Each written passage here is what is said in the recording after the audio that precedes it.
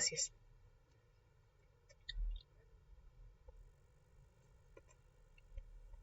Ok, pues bueno, como les decía, les estaba preguntando, ¿no?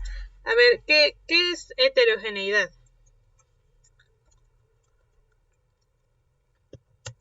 ¿Cuáles son? Ujú. No son no es donde hay una gran variedad de especies que está conformada por varias especies. Bueno, es parecido a la biodiversidad, pero y casi latina, pero no solo son especies. Heterogeneidad, cuando hablamos de algo heterogéneo, es que está hecho algo o es un conjunto de cosas que no son del mismo tipo. Es decir, cuando decimos homogéneo, no sé, cuando decimos que hay una mezcla homogénea, por ejemplo, es que en esta mezcla, en todo el contenido, todo está repartido de la misma forma, ¿sale? Pero cuando decimos que es una mezcla heterogénea, es porque esta mezcla no está repartida de la misma forma y los elementos que están dentro de la mezcla se pueden distinguir todavía, ¿no? Como por ejemplo, cuando es leche de caja, ¿no? Como la Nutrileche, ahí la mezcla, digamos que es homogénea, ¿no? Porque no podemos distinguir una cosa de la otra, para decir, no, bueno, esto es leche, esto es agua, esto es grasa vegetal, ¿no? Todo está hecho una mezcla homogénea, por decirlo así. Pero cuando decimos que es heterogénea es, por ejemplo, si ponemos leche, cereal y plátano, ¿no?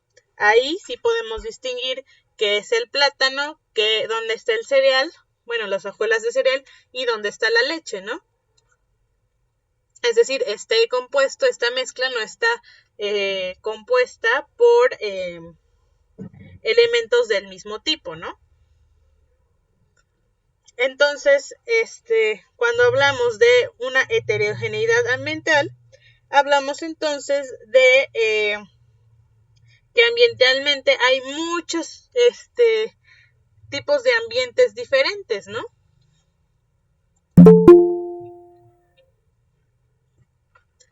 Hay muchos tipos de ambientes diferentes cuando hablamos de heterogeneidad ambiental. Es decir, no todo es desierto en la Sierra Norte, por ejemplo, o no todo es bosque mesófilo, o no todo es bosque de pino, o no todo es bosque de pino encino, ¿no? Sino que hay hay diferentes tipos de vegetación que se mezclan en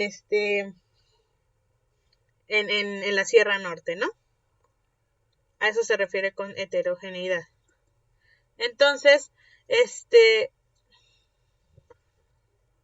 tiene es uno de los lugares con una máxima heterogeneidad ambiental, porque en un solo lugar, en una región bastante pequeña, si vemos aquí en el mapa, Oaxaca pues es una porción, ¿no? De México. Igual no es el estado más chiquito, pero tampoco es el más grande. Y en este mismo estado, la Sierra Norte es una parte mucho más pequeña, no sé, una octava parte tal vez, casi, ¿no? Una octava parte, y aquí se encuentran que 7 de los 9 tipos de vegetación terrestre de México. Es decir, imagínense, en un pedacito tan pequeño se encuentran casi todos los tipos de vegetación, ¿no? Que son el bosque tropical perennifolio, el mesófilo de montaña, el bosque de pino, el bosque de encino, el bosque de pino, el bosque tropical caducifolio, tropical caducifolio, el bosque espinoso y la pradera subalpina. Imagínense, estos 7 se encuentran entonces en la Sierra Norte de Oaxaca. Y es de gran importancia por su riqueza y endemismos, ¿no? Por la riqueza de especies, es decir, por la gran cantidad de especies que se encuentran en esta zona, porque pues sí hay un montón de tipos de vegetación, por lo tanto también hay un montón de diferentes tipos de especies que se encuentran, ¿no? Tanto de plantas como de animales, como de otros tipos de formas de vida, ¿no? Como bacterias, hongos, etcétera, etcétera, ¿no? Y Este, endemismo. ¿Alguien me quiere decir qué es endemismo? ¿Saben cuál es el concepto de endemismo? Ya lo habíamos hablado.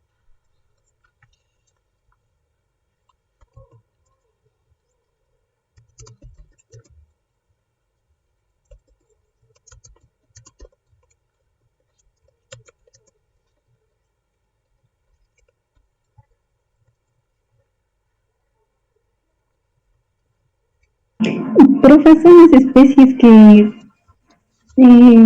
habitan en un lugar y que en otra parte no pueden habitar. Casi, muy parecido, pero casi latina, pero casi hay una parte aquí que no está exactamente correcta en el concepto, ¿sale? ¿Por qué? Porque endemismo efectivamente sí son las especies que solo se encuentran en una zona determinada, pero de manera natural, ¿sale? Es decir, que el hombre, el ser humano, no los llevó hasta ahí para invadir la zona, pero sí pueden vivir en otra parte.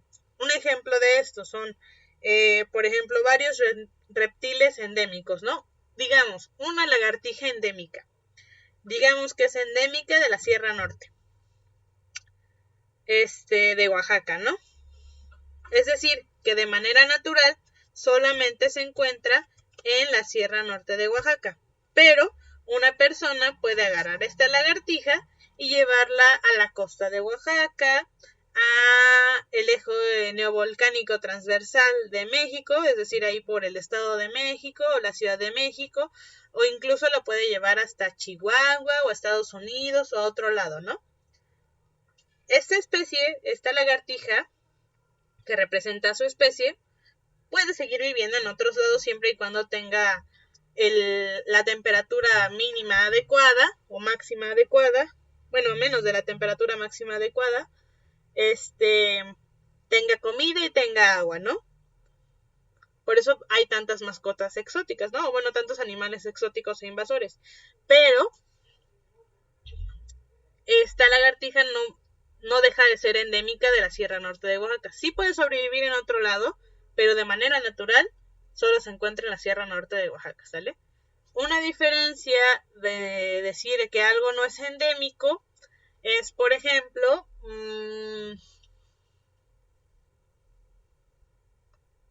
no sé, el jaguar, ¿no?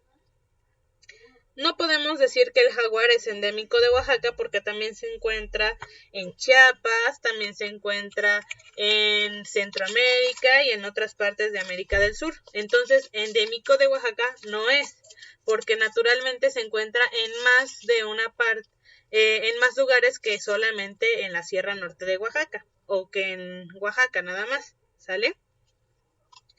Pero sí podríamos decir, por ejemplo, que el jaguar es endémico de América, ¿no? Del continente americano. Claro, esta ya es una extensión de tierra bastante amplia, pero, por ejemplo, no se encuentra de manera natural ni en Asia, ni en África, ni en Europa, ni en Australia, ¿sale? Y menos en los polos, ¿no? Entonces, pues a eso se refiere con endémico, ¿no?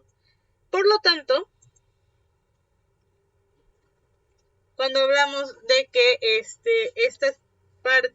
la Sierra Norte es de gran importancia por su riqueza, es decir, por la cantidad de especies que tiene y endemismos, es porque también es muy importante porque hay una gran cantidad de especies que solamente se encuentran en la Sierra Norte de Oaxaca o solamente se encuentran en Oaxaca, por ejemplo, ¿no?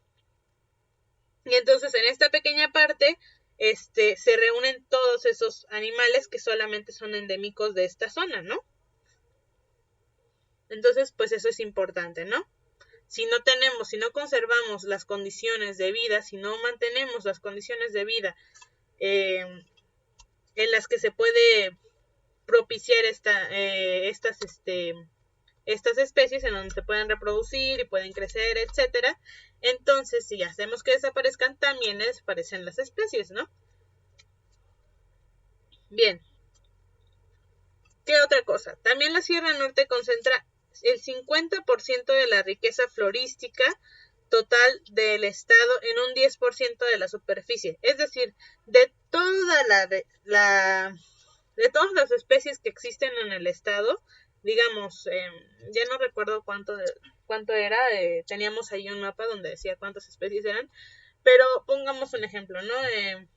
Bueno, de todas estas especies, la mitad de las especies se pueden encontrar en la Sierra Norte de Oaxaca, ¿no? Es decir, son muchísimas especies que se concentran igual en una zona muy pequeña. Esto porque nuevamente les digo, ¿no? Porque al encontrarse tantos tipos de vegetación en un solo lugar, en un lugar tan pequeño, hay una gran combinación de especies que se pueden dar, ¿no? Porque recordemos que como cuando fuimos de práctica de campo, que cuando cambia de un tipo de vegetación a otro, no lo hace casi nunca de manera repentina, ¿no? De manera abrupta, sin que, o sea, no es de un lado para la derecha, o bueno, de donde estoy yo a la derecha es puro bosque mesófilo y hacia la izquierda es matorral xerófilo, ¿no? Bueno, no, es pradera subalpina o es bosque tropical, ¿no? Sino que los cambios se van haciendo de manera gradual. Poco a poco las especies van cambiando dependiendo de las condiciones que soporte cada especie, ¿no?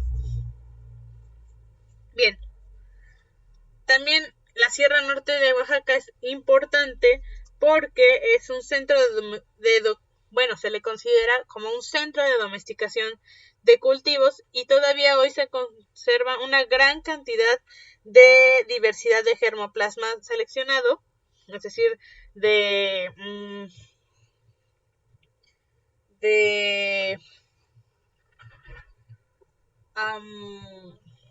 semillas que tienen sus características genéticas bastante diversas.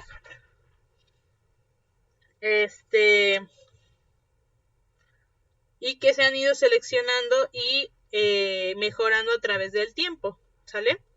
Es decir, tenemos una gran variedad genética de tipos de cultivos, ¿no?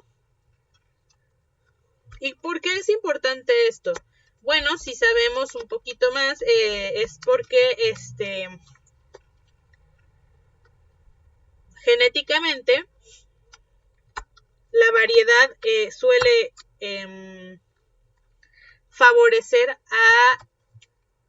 a las especies, ¿no? Por ejemplo,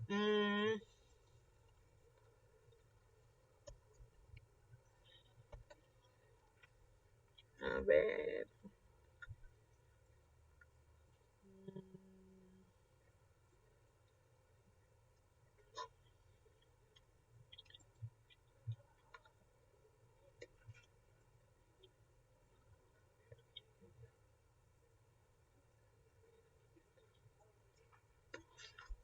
Por ejemplo, pues sabemos, ¿no? Digamos, tenemos aquí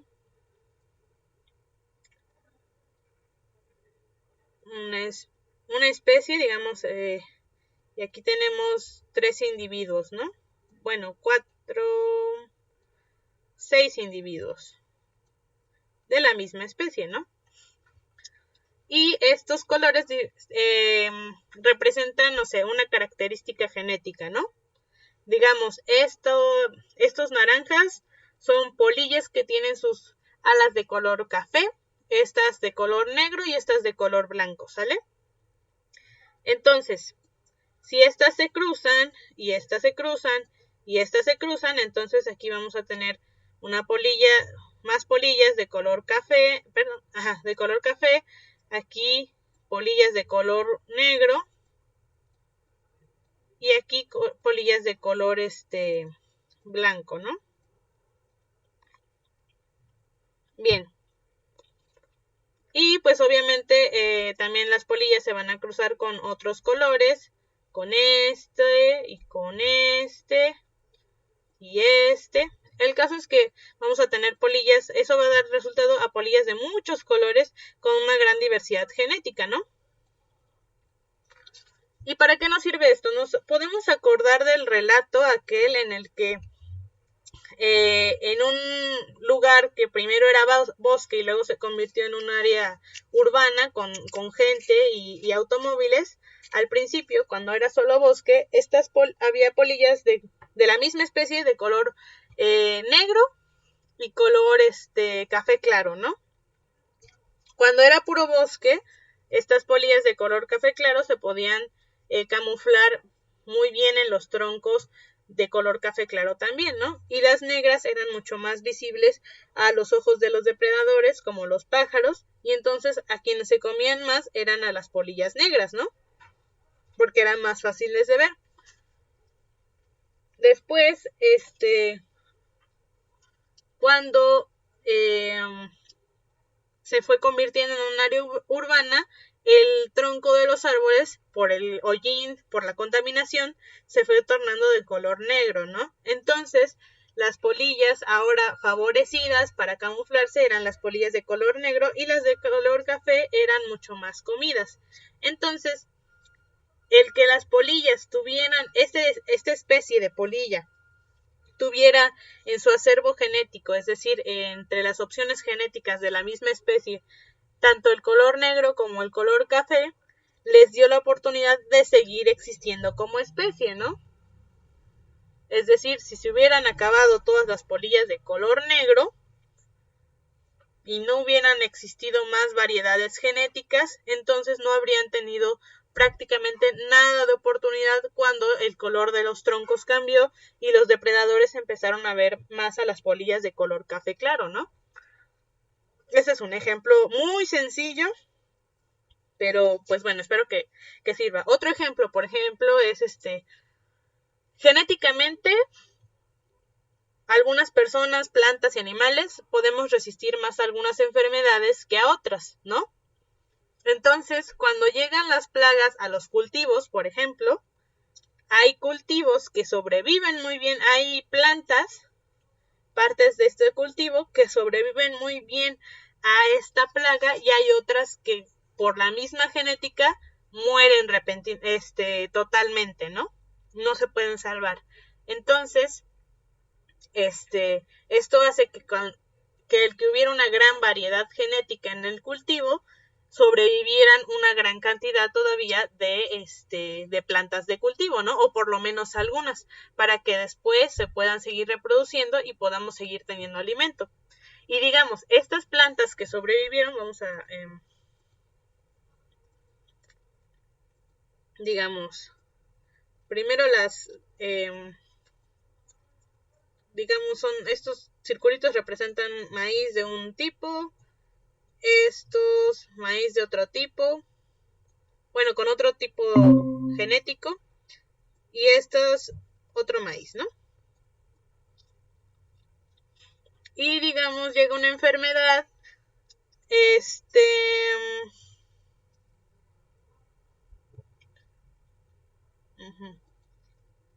llega una enfermedad a estos cultivos y acaba con casi todas las plantas de color rosa, ¿no? Con este tipo de genética. Acaba con la mitad verde y las plantas de color oscuro, bueno, con este otro tipo de genética, se salvan porque esta enfermedad no les hace daño. Y ya, ¿no? Entonces, en la próxima ocasión de los cultivos, ¿qué tenemos? Ya no es que nos hayamos quedado, no puedo hacer más grande, bueno. Ya no nos quedamos sin cultivos, ¿no? Todavía existe la planta de maíz, gracias a que sobrevivieron, bastantes del color café, ¿no? De este tipo de genética. Pero después, y bueno, ¿qué sucede entonces? Pues se reproduce más, esta se reproduce más, ¿no? Mucho más.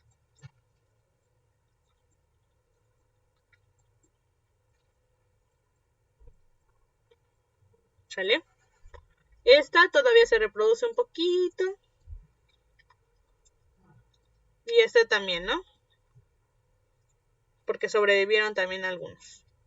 Pero obviamente lo que queda más es de este tipo de genética, ¿no? Con estos genes. Pero digamos, ya sobrevivieron a esa plaga, entonces llega otra plaga más, ¿no? Pero ahora, genéticamente los favorecidos son estos verdes y los que se empiezan a morir son estos negros, ¿no?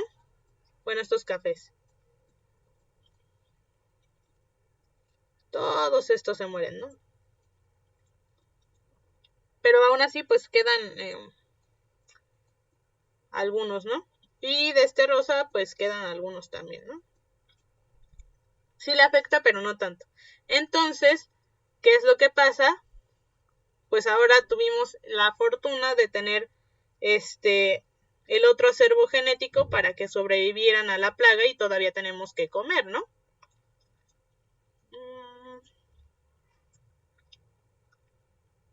Un segundito. ¿Sale? Entonces, pues bueno, esto significa que vamos a tener, y así sucesivamente con todas las enfermedades y plagas, etcétera, ¿no? Algunos con ciertas características genéticas se van a salvar, otros no van a sobrevivir bien y otros más o menos, ¿no? Pero lo importante es que tengamos un acervo genético para que haya varias opciones para hacer frente a los problemas, ¿no? De eso habíamos hablado, de la importancia de la diversidad y la biodiversidad, ¿no? Y bueno, porque nos puede ayudar a la resolución de algunos problemas. Entonces, ¿qué hubiera pasado si si nada más hubiéramos tenido los cultivos de color rosa y no hubiéramos tenido los cultivos cafés ni verdes? Hubiera habido hambruna, ¿no? En alguna época, porque solo hubieran quedado estos tres y digamos, como de todos modos les afectó, pues sigue habiendo muy poquito cultivo, ¿no? Y sería mucho más difícil recuperarse, o imagínense si hubiera terminado por completo con todo este tipo rosa de acervo genético, porque no sobrevivió en absoluto a la enfermedad, ¿no? O al frío, o al extremo calor, a lo que sea, ¿no? Entonces ya se extinguen. Entonces eso es lo importante. Además de que sabemos que cuando genéticamente las especies están demasiado emparentadas,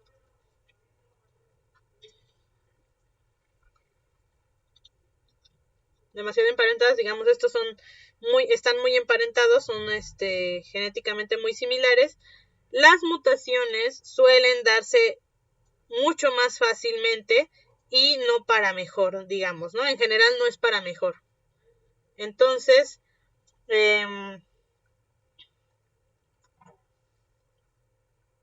pues eso también hace que haya varias repercusiones, ¿no? Como que la cadena de ADN comienza a tener afectaciones y a romperse, en vez de que haya una buena cantidad de ¿cómo se llama? De genes revueltos, ¿no? Un ejemplo es varias especies que están en peligro de extinción, como los chitas, los guepardos, tienen problemas ya genéticos en su población, puesto que ya son tan poquitos que ya prácticamente se están cruzando entre primos, entre hermanos, digamos, de la misma camada o de camadas diferentes, etcétera. Y entonces esto hace que nazcan chitas con más dedos, por ejemplo, o que tengan insuficiencias respiratorias o tengan artritis más pronto, etcétera. Y esto, pues, ¿en qué les afecta? Pues que, por ejemplo, no pueden correr tan rápido y esa es la fortaleza de los chitas, ¿no? Para poder atrapar a sus presas, el correr rápido. Entonces, si no pueden correr rápido, como no tienen tantos músculos como un tigre, por ejemplo, pues ya no, su cantidad de presas que pueden atrapar es mucho menor. Y entonces, ¿qué pasa? Pues empieza a extinguir la especie, ¿no? Porque no pueden comer, si no comen, no crecen, si no comen, no se pueden reproducir, porque se mueren antes de reproducirse, o el mismo cuerpo, recordemos, lo primero que tiene como importancia es sobrevivir y luego ya viene el poder reproducirse y otras acciones, ¿no? Entonces, si no puede reproducir, menos se va a poder, perdón, si no puede sobrevivir, menos se va a poder reproducir. Entonces, pues así se va acabando la especie. Otro ejemplo que tenemos de cuando no hay una buena variedad genética es, aunque sea un chiste luego recurrente, es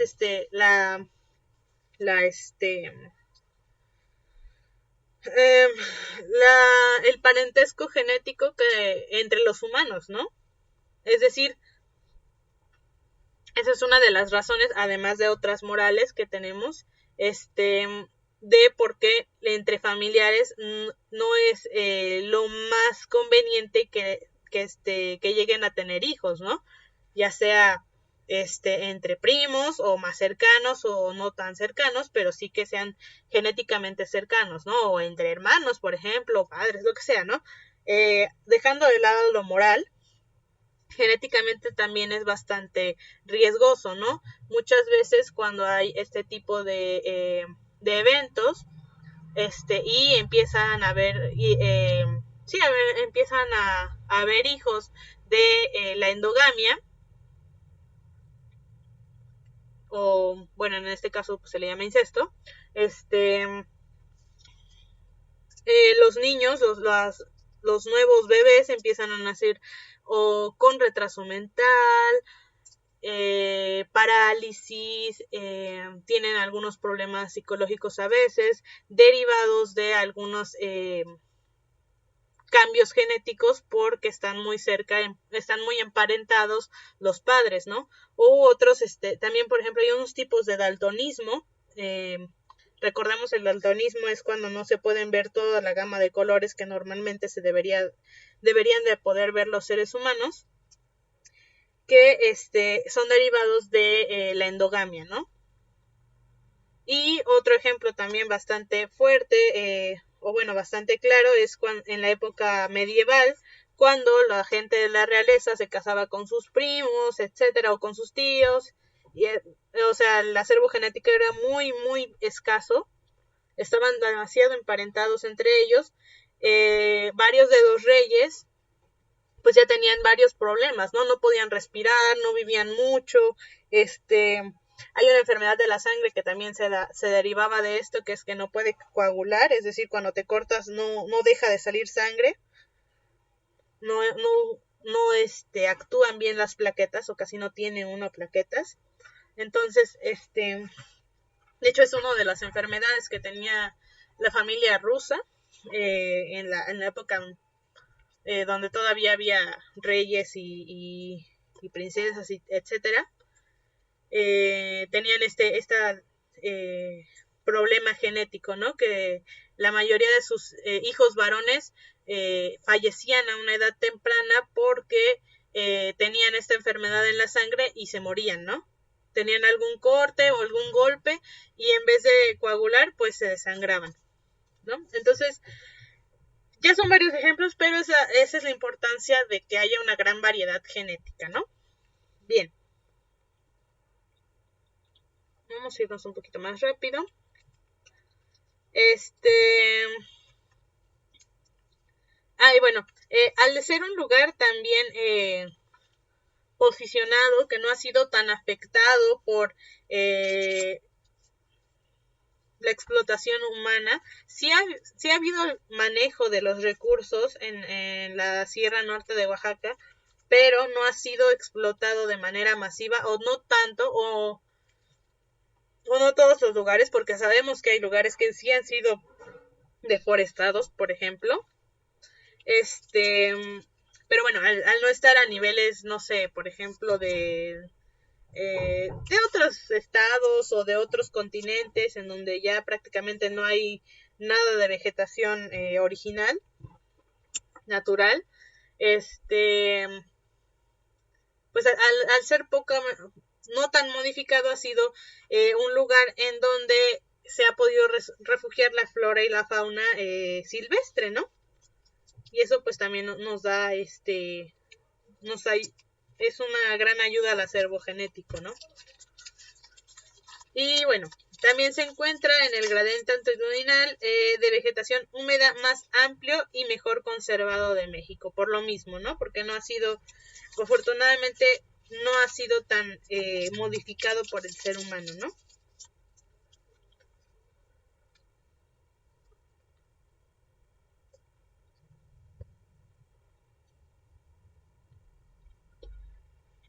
Ok, bien, también tenemos que... dejé. ¿Qué es lo que están viendo? Están viendo el paint, ¿verdad? Ay, perdón. Bueno, hasta aquí ¿tiene alguien alguna pregunta?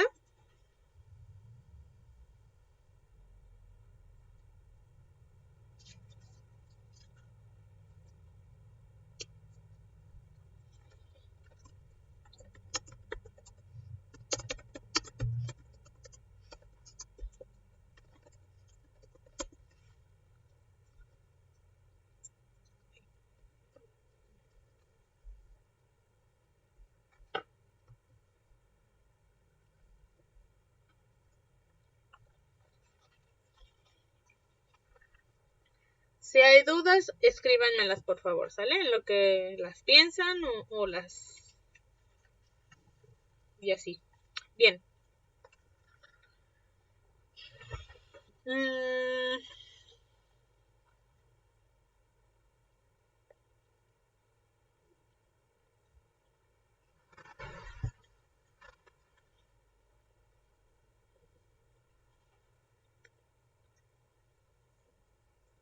Bueno, por ejemplo, otra parte es que otra parte importante de nuestra Sierra Norte es que el bosque tropical caducifolio, o también conocida como selva baja caducifolia, que existe en la Sierra Norte, forma una banda que va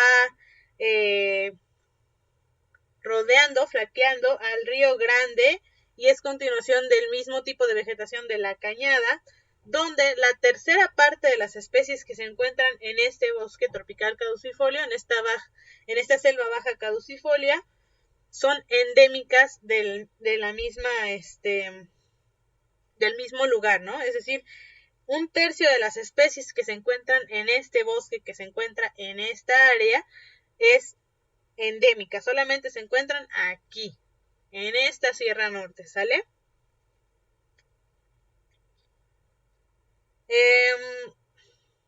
Bien. Y pues bueno, como les decía, también hay un amplio gradiente altitudinal donde, por ejemplo, va desde las selvas altas perennifolias a 200 metros sobre el nivel del mar hasta, seguido por los bosques mesófilos de montaña, y finalmente termina en las montañas de los bosques de pino encino a 3100 metros sobre el nivel del mar, sin que haya una interrupción. Es decir, ¿con qué dibujo?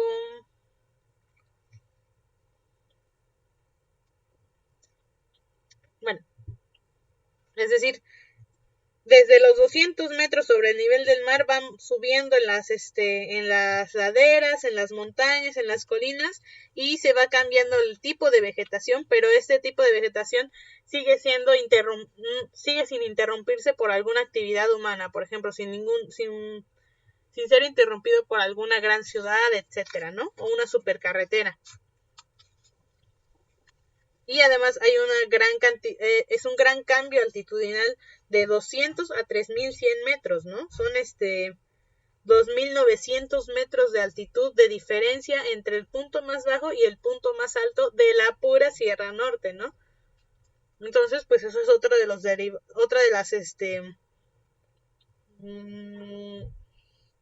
de las razones por qué es tan importante y por qué hay tanta diversidad, tanta heterogeneidad aquí en la Sierra Norte de Oaxaca, ¿no?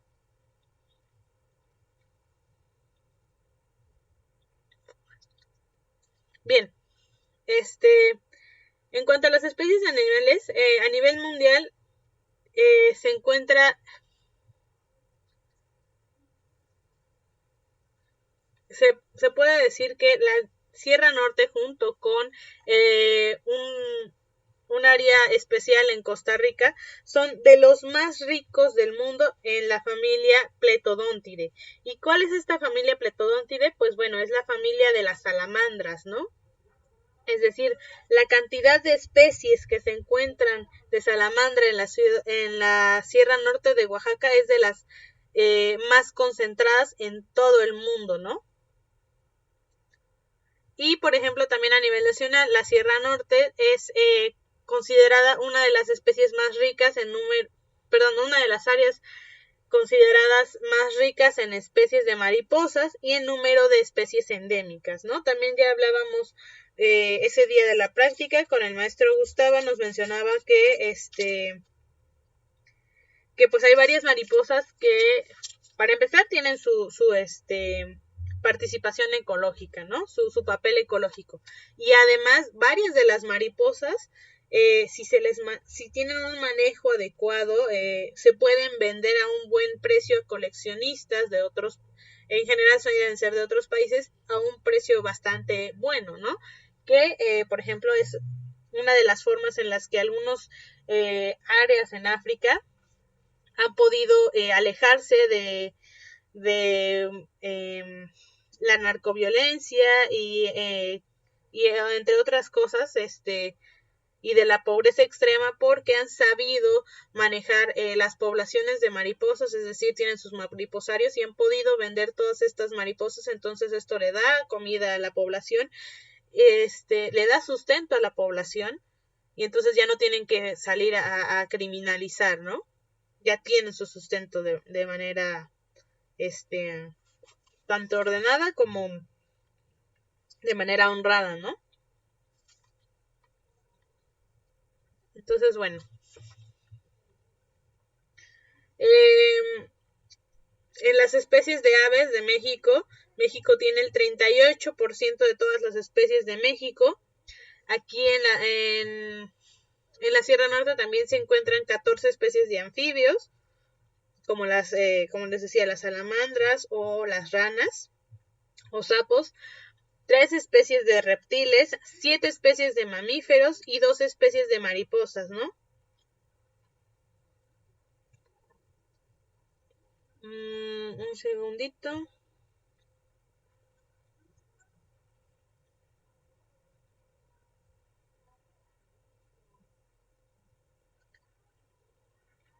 Y bueno, estas especies son las que se encuentran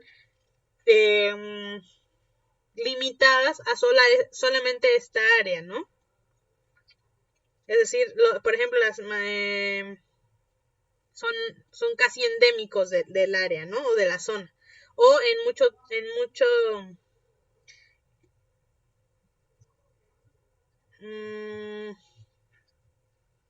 en un área de la redonda es el único lugar en donde se puede encontrar. Tal vez se pueden encontrar en otras partes del país o de América, etcétera, pero de esta zona del país solamente, o de Oaxaca, solamente se pueden encontrar aquí, ¿no? Y bueno, también se encuentran aquí en esta zona, bueno, en la Sierra Norte, 11 especies de mamíferos bajo algún grado de amenaza, 7 aves, es decir, si están grado de amenaza, me refiero a peligro de extinción o amenazados o bajo algún tipo de riesgo, ¿no? En sus especies. Se encuentran también 7 aves que están en peligro de extinción, 5 amenazadas y 3 están bajo protección especial, ¿no? Según la Semarnat. Y bueno, entre estas especies de mamíferos que están bajo algún grado de amenaza están, por ejemplo, el tapir. El tapir que se encuentra en la Sierra Norte de Oaxaca es una de las especies más amenazadas que hay. Es muy raro, aunque en las fotografías de las cámaras trampas se encuentran bastante, gracias, y eso es bastante bueno. En general es muy raro ver a un tapir, que haya tapires. También está el jaguar, que también es bastante raro a nivel mundial, claro, raro a nivel americano. encontrarse. Tal vez algunas personas, ya sea en sus comunidades o incluso ustedes, no lo sé, se han encontrado con un jaguar o con rastros de pero en realidad, aunque a ustedes les haya ocurrido o a alguien que conozcan ya les haya ocurrido, es muy raro encontrarlo, ¿no? Porque además son animales muy esquivos, no les gusta a la gente en general, a menos de que se tengan que ver obligados a, por cuestiones de territorio y alimento, a acercarse a los humanos, ¿no? Y también otro de las especies es el mono araña. Bien, en cuanto a las especies de plantas, hay 10 especies de plantas endémicas y 7 de estas son pteridofitas. Hay 2 especies vegetales amenazadas o en peligro de extinción. También el bosque mesófilo de montaña que se encuentra aquí es uno de los más grandes por extensión.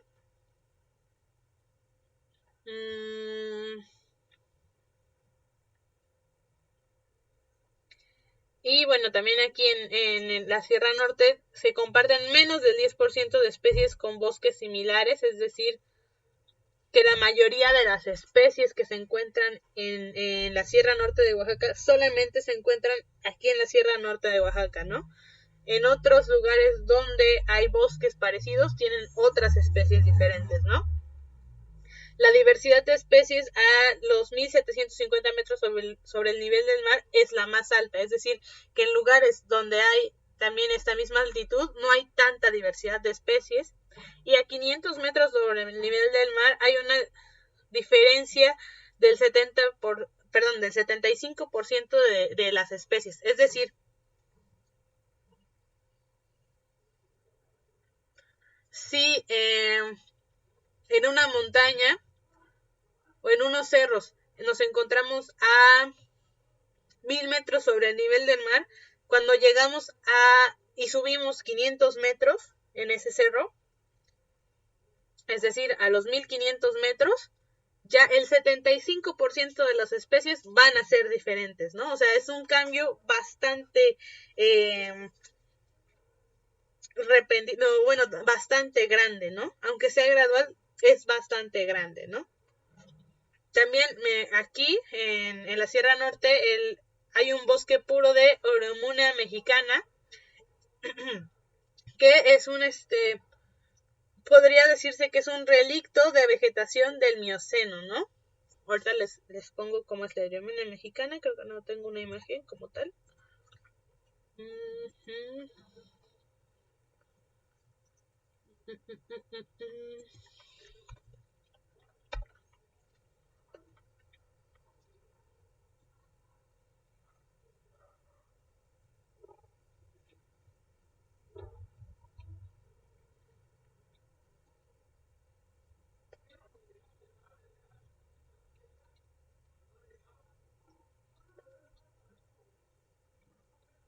También conocida como palo de sopilote, a ver si alguien la reconoce, a ver.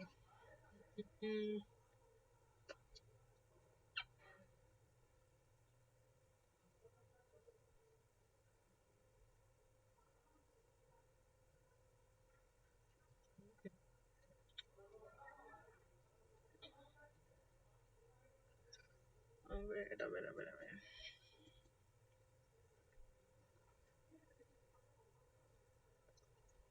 Para no tener que mandárselas. Esta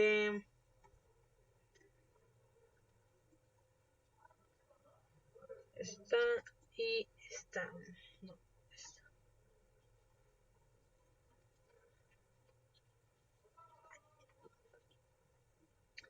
Bien, este es uno de los el tronco de la Oromuna mexicana, y las hojitas de esta Oromuna mexicana son, a ver si carga mejor esta. Ay, cómo está de internet.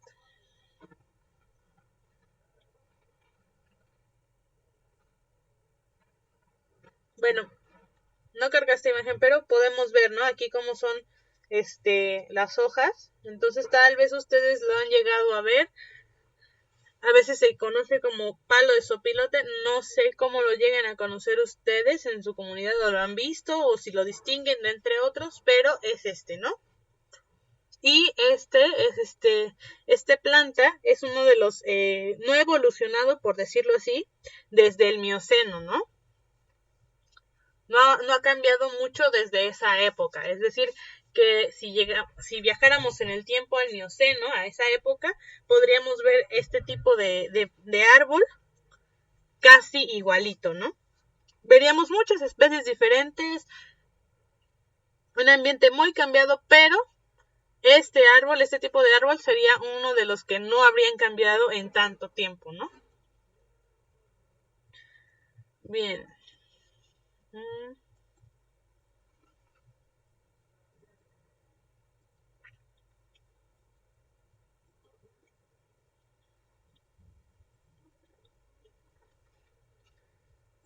Entonces, en la Sierra Norte de Oaxaca hay un bosque puro de Aramona mexicana, ¿no? De los 21 bosques que hay de esto. También un tercio de las especies vegetales es endémica del bosque tropical caducifolio de la Cañada, ¿no? Como les decía. Bien. ¿Y qué es lo que nos da lo que nos proporciona todo este tipo, todas estas vegetaciones, toda esta área? Pues bueno, en general hay muchas cosas que nos brinda, pero de una manera bastante superficial podríamos decir que es una fuente de madera, de productos maderables en general. También es una fuente de productos forestales no maderables como hongos, hierbas, resina, etcétera, ¿no? Que también se les dan bastantes usos. Hay muchos servicios ambientales que nos dan, como oxígeno, agua, protección ante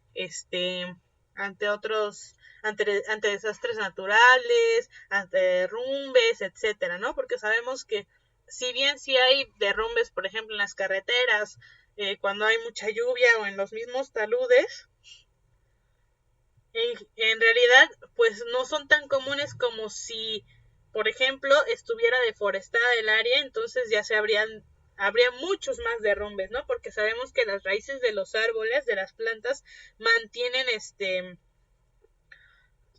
afianzadas de una mejor manera a la tierra. Además habría más deslaves, etcétera, ¿no? Se hubiera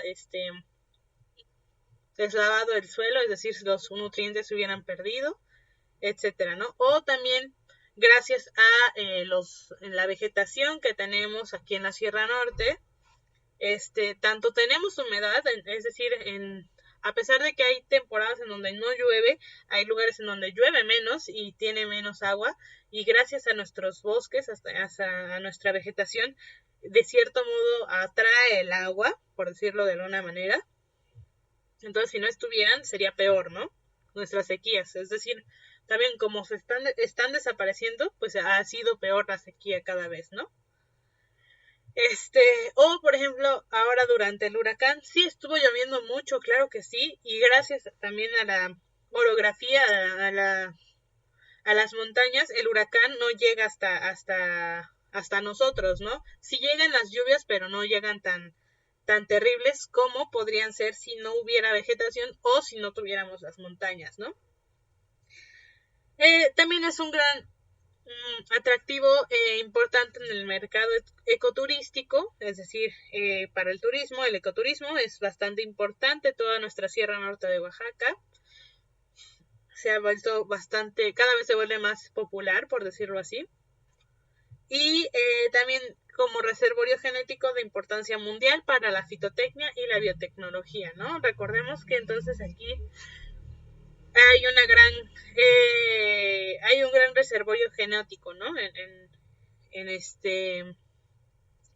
Aquí en la Sierra Norte de Oaxaca, ¿no?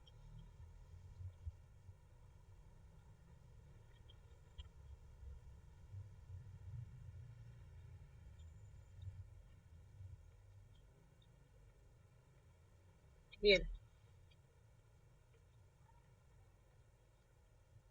Entonces, ahora vamos a ver los tipos de vegetación que tenemos aquí en en la Sierra Norte de Oaxaca. El primero es el bosque tropical perennifolio y también se le conoce como BTP.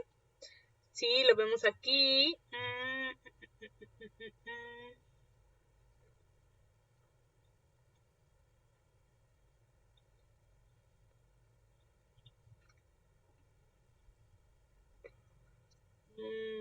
No está como tal, pero bueno, su abreviatura sería BTP por obvias razones. Su acrónimo, perdón. Y bueno, es ¿no?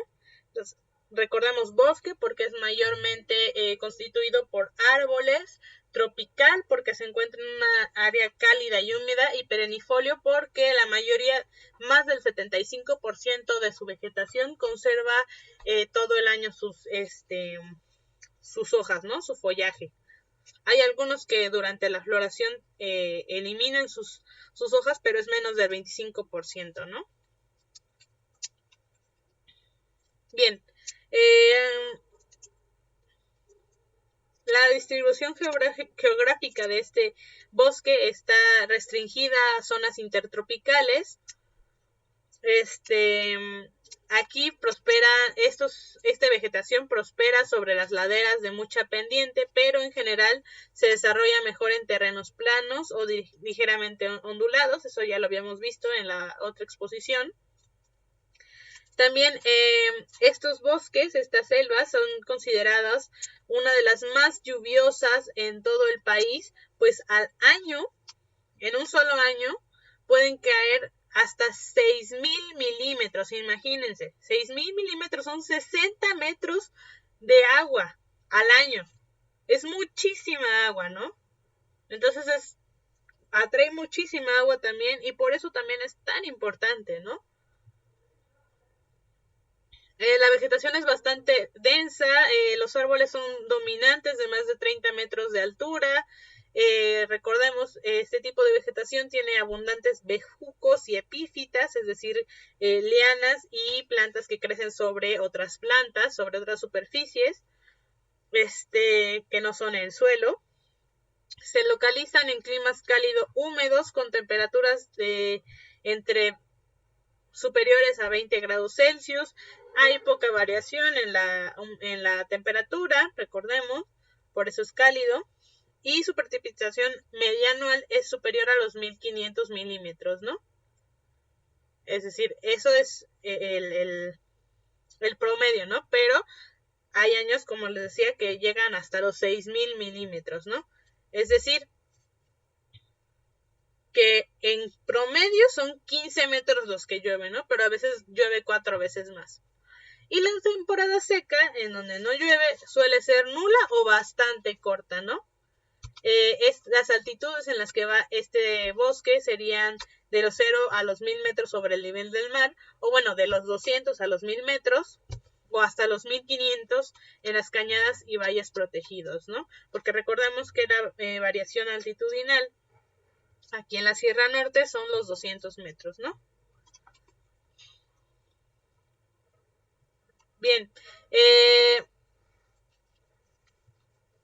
y la de aquí se encuentra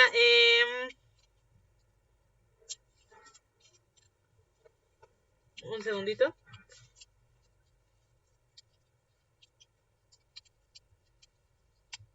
Bien.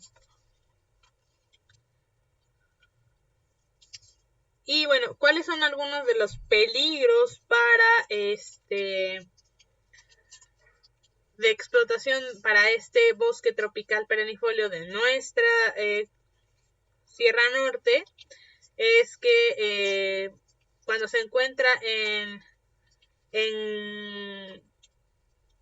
llanuras, pues este tipo de vegetación suele ser propicia para la ganadería, también por el clima, y entonces en vez de bosque tropical perennifolio, en vez de selva, pues empiezan a ser pastizales, ¿no? Eso también lo vimos ya en su investigación que ustedes hicieron, bueno, en sus cuadros vimos que la vegetación secundaria, bueno, los pastizales suelen ser vegetación, se consideran como vegetación secundaria de estos bosques tropicales, ¿no?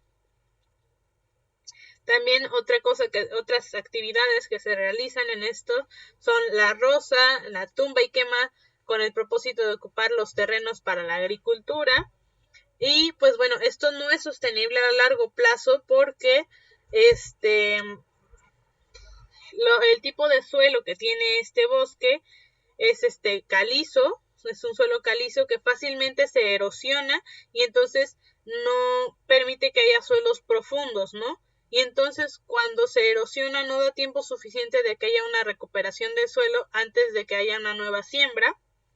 Y entonces esto llega a haber un empobrecimiento del terreno, ¿no? Entonces, ¿qué es lo que pasa con estos lugares? Es que a pesar de que crece mucha vegetación gracias a que al clima y etcétera, este equilibrio que tiene, porque tiene mucha vegetación y tiene muchos nutrientes gracias a que toda esta vegetación que muere cae al suelo y enriquece el suelo y entonces sigue creciendo más vegetación, etcétera, ¿no? Tiene su propio ciclo. Pero cuando se talan todos estos árboles para hacer pastizales y para hacer cultivos o ganadería o llevar a cabo la ganadería, ¿qué es lo que pasa? Pues ya no reciben la misma cantidad de material, de materia orgánica que nutría el suelo. Para empezar, ya no están las raíces de estos árboles que mantenían los nutrientes y el agua en la tierra. Y entonces, ¿qué pasa? Con los pisoteos del ganado, primero se compacta el suelo y al no ser muy profundo, queda muy poquito suelo que las plantas pueden volver a recolonizar. Y en cuanto a los cultivos, sabemos que dependiendo del cultivo, dependiendo de la especie del cultivo, van a absorber ciertos nutrientes, ¿no?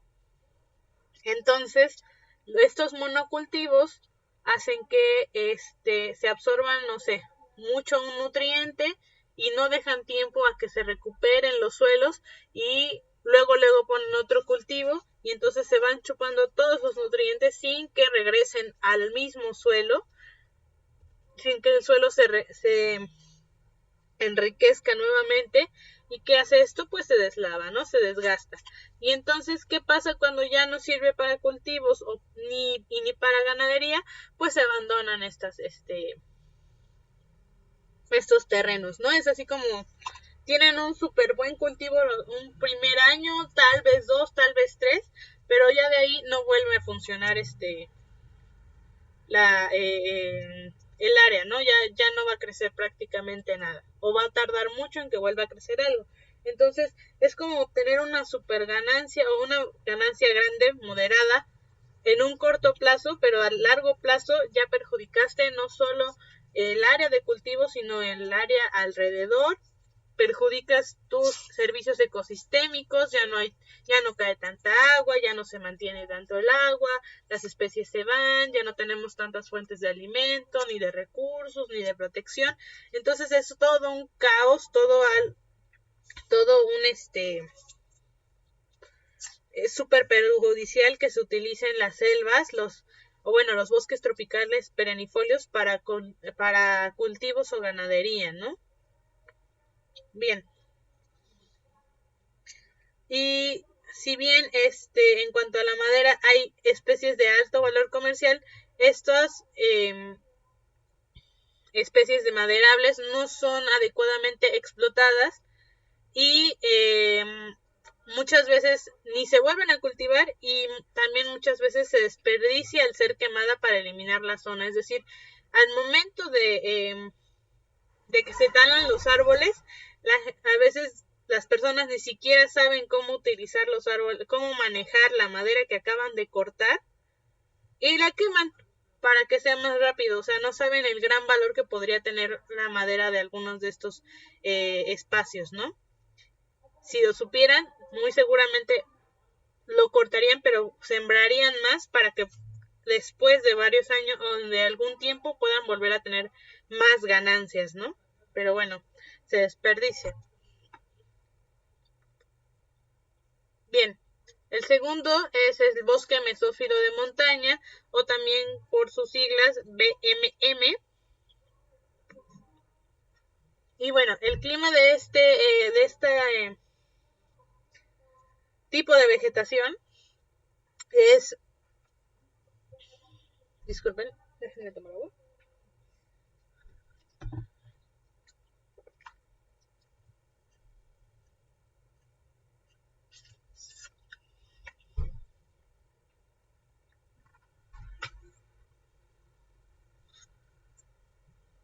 Es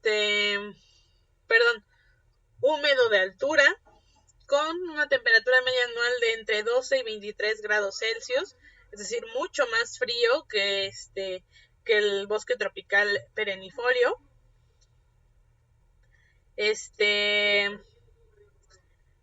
La precipitación de este lugar es superior a los 1500 milímetros anuales y también ha llegado a ser de hasta 6000 milímetros en las zonas de Vistahermosa y Cerro Rabón, y también tiene una temporada seca o muy corta o nula, ¿no? Es decir, es muy parecido al bosque tropical perennifolio tanto en humedad, más que nada en humedad y precipitación, pero este es mucho más, está a una altura mucho mayor, por lo tanto es mucho más frío, entonces pues la vegetación cambia, ¿no?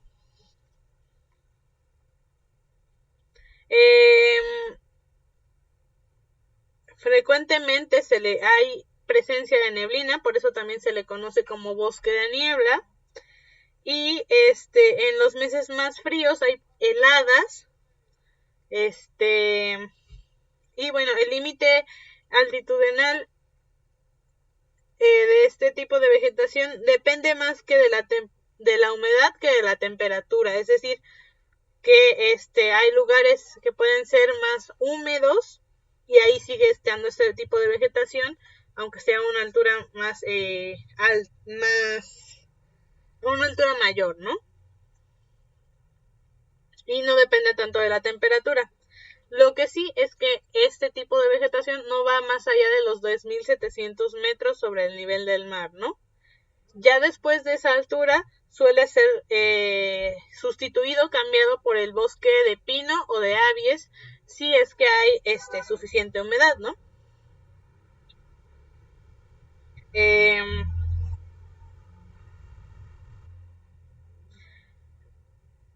Solo en la vertiente exterior de la Sierra Madre del Sur de Guerrero y de Oaxaca y en la vertiente del Golfo de la Sierra Madre de Oaxaca existen manchones continuos de consideración de este tipo de vegetación. Es decir, hay lugares que también puede que haya bosque mesófilo de montaña, pero no son tan grandes y no se pueden considerar una buena cantidad de bosque de niebla, ¿no? Pero en esta área, por ejemplo, y en otras partes, como ya se mencionaron, hay manchones de un tamaño considerable, de un área considerable como para poder ser tomados en cuenta, ¿no?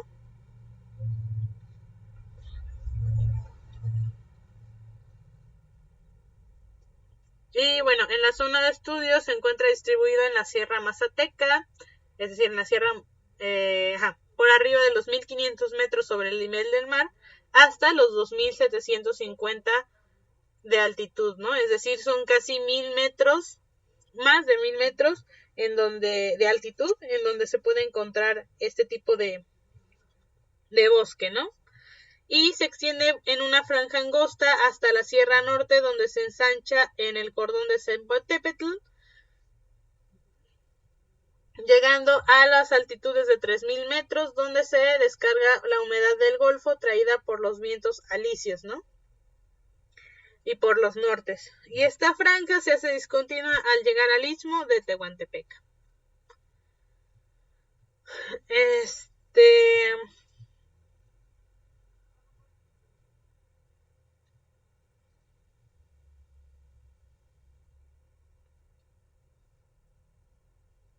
Y bueno, aquí se encuentran varios estratos arbóreos, generalmente suelen ser 3. Y bueno, el primero es el superior, que está por arriba de los 20 metros. Y aquí es común encontrar Lequidámbar, por ejemplo, o los quercus, o la cletra. e incluso también la Agromuna mexicana, ¿no? Entre otras especies. Y bueno, esta última forma en la zona de la... esta última se encuentra en la zona de la Esperanza y es un bosque donde la especie dominante es esta, la Euromona mexicana, y es considerado por Randowski y Palacios como un importante, como les había dicho, relicto del Cenozoico, ¿no? Es decir, un bosque muy antiguo, ¿no? Donde la especie casi no ha cambiado, y también el área, el ambiente es muy parecido a la época del Cenozoico, ¿no? Recordemos que este tipo de vegetación es bastante característico por sus epífitas, donde son bastante abundantes los líquenes, los musgos y las pteridofitas, ¿no? Donde aquí destacan las orquídeas, por ejemplo.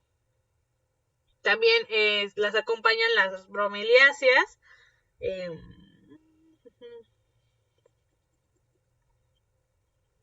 Aquí tenemos algunos ejemplos de las orquídeas, las bromeliáceas, que son estos parientes de la piña, el líquen, el musgo, etcétera, ¿no? También las lorantáceas, como el muérdago. Aquí tenemos un ejemplo de muérdago. Creo que, no sé si ustedes recuerden que les había mencionado que el muérdago sí suele hacer daño a la planta en la que se encuentre. Es una planta parásita. Las otras no son parásitas, recuerden, no son parásitas. Solamente pues lo utilizan como como soporte, pero el muérdago sí lo es, ¿no? Suele quitarle los nutrientes al árbol, ¿no? Y las piperáceas y de epífitas arbustivas y arbóreas, ¿no? También las gimnospermas son un tipo de plantas. Se representan por diversas especies como los pinus, los abies, los taxus, etcétera, ¿no? Son especies de plantas, ¿no? Uh-huh. Y bueno, también este tipo de bosque ha sido fuertemente explotado con una continua deforestación que ha llevado a la eliminación de un ecosistema en grandes extensiones, ¿no? En muchas ocasiones, se ha practicado la agricultura seminómada, que da al paisaje un aspecto de mosaico, donde se observan parches de vegetación más o menos conservada, con zonas totalmente deforestadas o comunidades secundarias en diferentes grados de avance, ¿no? Es decir, sí ha sido bastante perjudicado, ¿no? Y bueno, las zonas con altitudes menores a 1500 metros, aunque son más comúnmente hasta los 1000 metros, se lleva a cabo el cultivo de café, ¿no? Si hay un buen manejo, puede ser café de sombra, y esto implica que en parches donde haya café de sombra, pues se puedan, estas plantas de café necesiten otros árboles que les den sombra, árboles más grandes, lo que permite que haya más fauna, más vegetación y haya una mejor conservación o manejo del ecosistema, ¿no? No que se tale todo y nada más sea un monocultivo de café, sino que haya un enriquecimiento por parte de todas las plantas, vegetales y otros seres vivos que se encuentran ahí, ¿no?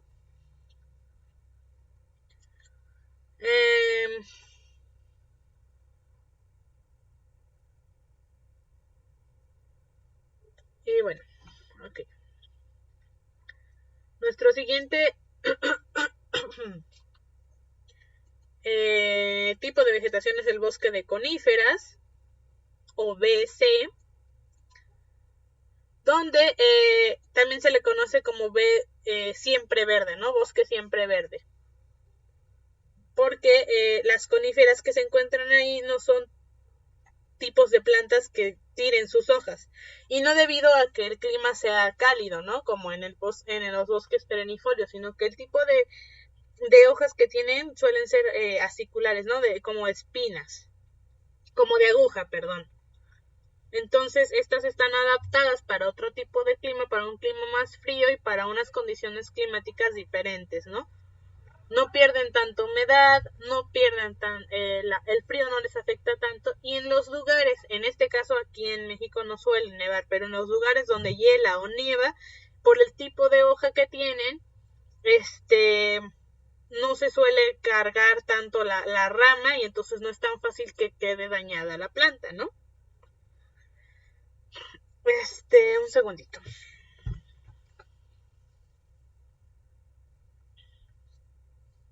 Hasta aquí vamos bien, a ver. Ok, bien. Un segundo. Ya se las mando, pronto. Y continuamos, ¿sale? Ya les envié entonces la presentación para que vayan siguiéndola, ¿sale?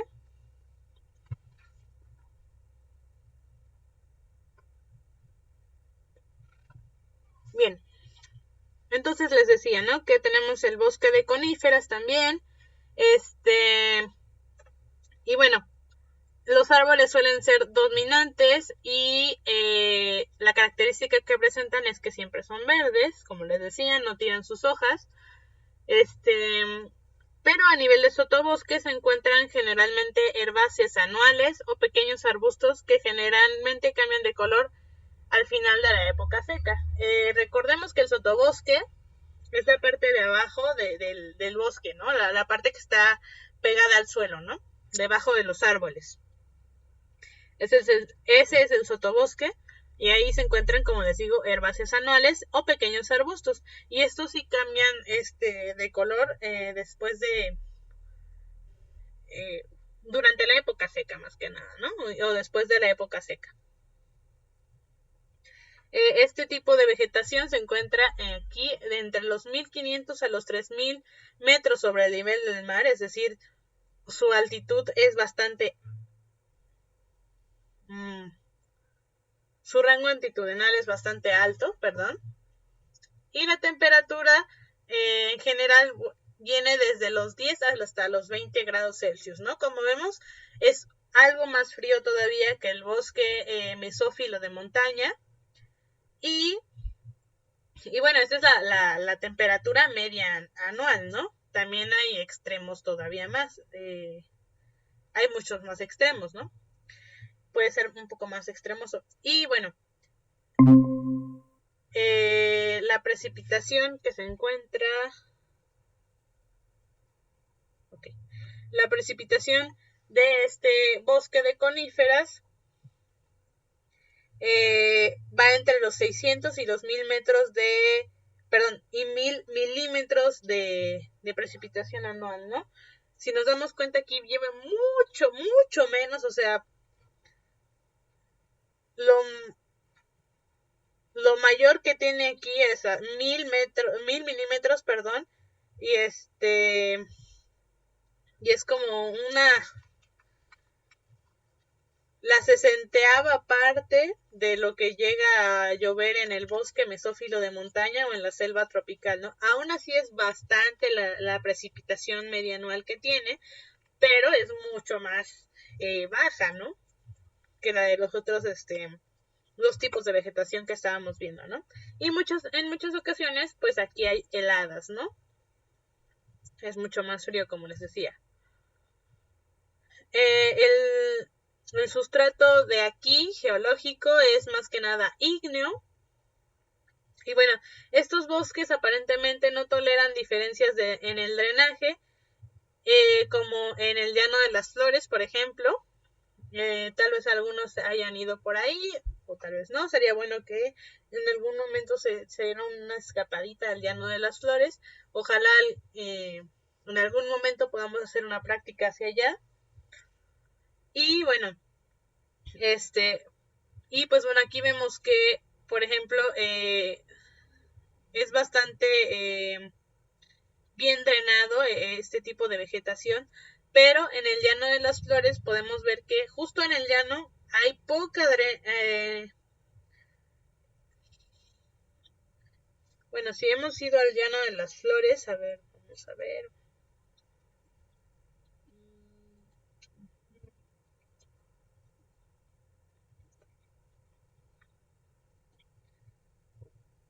Digamos que tenemos toda esta,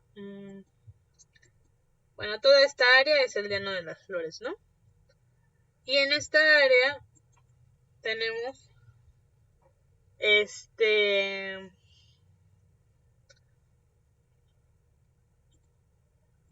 tenemos el llano, pero en esta misma área, hay como pequeñas colinas, ¿no? Pequeñas lomitas. Y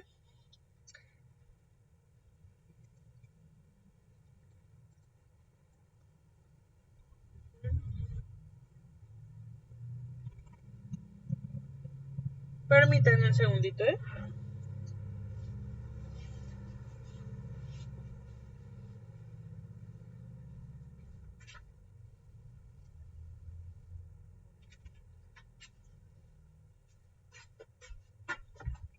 Ya, gracias, jóvenes. Digamos que estos círculos son las colinas, ¿no? Y lo que está en color claro, verde claro, es pues el llano, ¿no? Lo que está plano. Entonces, estas partes, al ser colinas, pues el agua que llega se escurre, ¿no? Se drena para acá. Pero aquí el llano está, por el tipo de suelo no está bien drenado, entonces suele estar con bastante, como un humedal, tiene mucha agua en el pasto y tiene varios arroyitos. Entonces, este tipo de vegetación, el bosque de coníferas, aquí en este bosque hay muchos, en las lomitas hay muchísimos árboles, ¿no? Hay varios árboles. Pero, en todas las lomitas, ¿no? Un momento. Ay, disculpen, jóvenes. Ay, un segundito.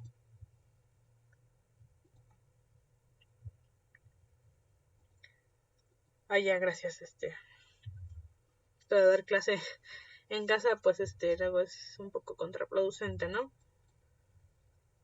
Digo, no tengo hijos, no tengo niños pequeños, pero sí, mis mascotas también sí hacen cierto relajo, ¿no? Bueno, disculpen. Les digo, aquí hay árboles, ¿no? En todo esto y aquí también hay árboles. Supongamos, ¿no? Pero aquí en el área de color verde claro no hay árboles. ¿Sale? ¿Y esto a qué se debe? A que esto sí está bien drenado y esta parte no. Entonces en el llano se puede notar bien que este tipo de vegetación de coníferas no se lleva bien con los lugares que no están bien drenados, ¿sale? A pesar de que están prácticamente a la misma altitud, que tienen el mismo clima, que están en la misma zona, como el área no es bien drenada, entonces hay demasiada humedad para que crezcan estos árboles, ¿no? Si quisieran crecer aquí, se pudren, ¿sale? Se mueren los árboles, ¿no? No pueden crecer. Entonces, bueno.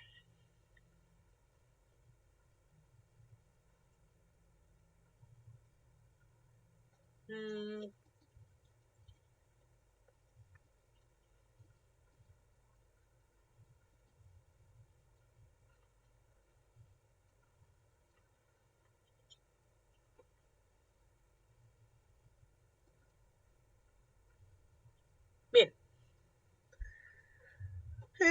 Ajá, ok. Y bueno, en el llano ahí entonces es sustituido, en vez de que haya bosque de coníferas, hay pastizal, ¿no? Y bueno, aquí el humus es bastante abundante en el bosque de coníferas y generalmente es cubierto de hojas de pino, ¿no? Es esta materia orgánica rica, ¿no? En nutrientes. Los climas, la mayoría de estos bosques suelen tener climas templados a fríos y semihúmedos y suelen ser suelos ácidos, aunque a veces hay algunas competiciones, ¿no? Recordemos que cuando son bosques de coníferas hablamos de estos árboles que tienen como semilla pues sus coníferas, ¿no? Sus conitos.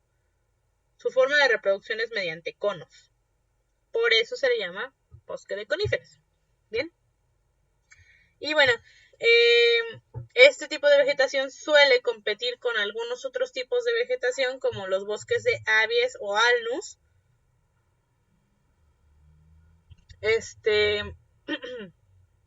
Donde este tipo de vegetación también es favorecida por el tipo de suelo y el tipo de clima, entonces suelen verse mosaicos en donde hay manchones de puro bosque de coníferas y luego hay otro bosque, al ladito hay un manchón de Abies y al ladito hay un manchón de Alnus y luego otra vez de coníferas, etcétera, ¿no? Entonces suelen haber asociaciones porque también, o sea, recordemos que no es una línea definida donde empieza uno, donde empieza otro tipo de vegetación y entonces se combinan, ¿no? Es gradual a veces, ¿no?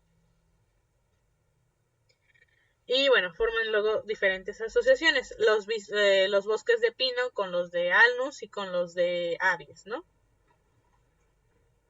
Y bueno, ¿por qué se menciona esto? Porque hay plantas que no permiten que otro tipo de vegetación que no sea de su especie o incluso de su misma especie crezcan junto a ellos. Un ejemplo son los eucaliptos, ¿no? Sabemos muy bien, o bueno, hemos visto algunos ejemplos en donde, y más en las ciudades, donde suelen plantar muchos muchos árboles de eucalipto.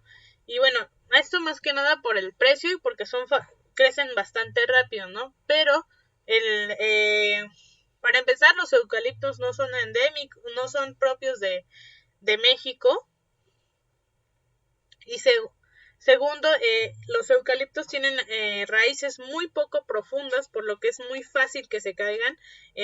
Por ejemplo, en la Ciudad de México luego hay tiempos de mucho viento y estos son los árboles que se suelen caer, ¿no? Y son árboles bastante grandes, entonces son peligrosos. Todo porque pues no pertenecen al área, ¿no? Y además de esto, son tóxicos. Entonces, estos eucaliptos, aparte de que las hojas son de cierto modo venenosas si te las comes, por eso los koalas se lo comen y por eso los koalas bebés comen las heces de sus madres para poder tener las enzimas necesarias estomacales para comer después hojas de eucalipto. Si no comen estas excretas con las enzimas de sus madres, es decir, con la sustancia necesaria para digerir el eucalipto, las hojas de eucalipto y no envenenarse, entonces pues morirían de hambre, ¿no? O de envenenamiento. En fin, al ser de cierta manera tóxicos, también ninguna planta crece alrededor de estos árboles de eucalipto, ¿no? Entonces, bueno, por eso se habla que hay asociaciones en los bosques de coníferas, pero hay árboles que no tienen asociaciones, no tan fácil. Bien, a ver.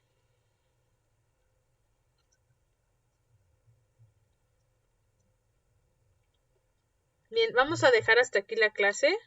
Nos quedamos en bosque de coníferas, ¿sale? Yo espero que para la próxima clase ya acabemos.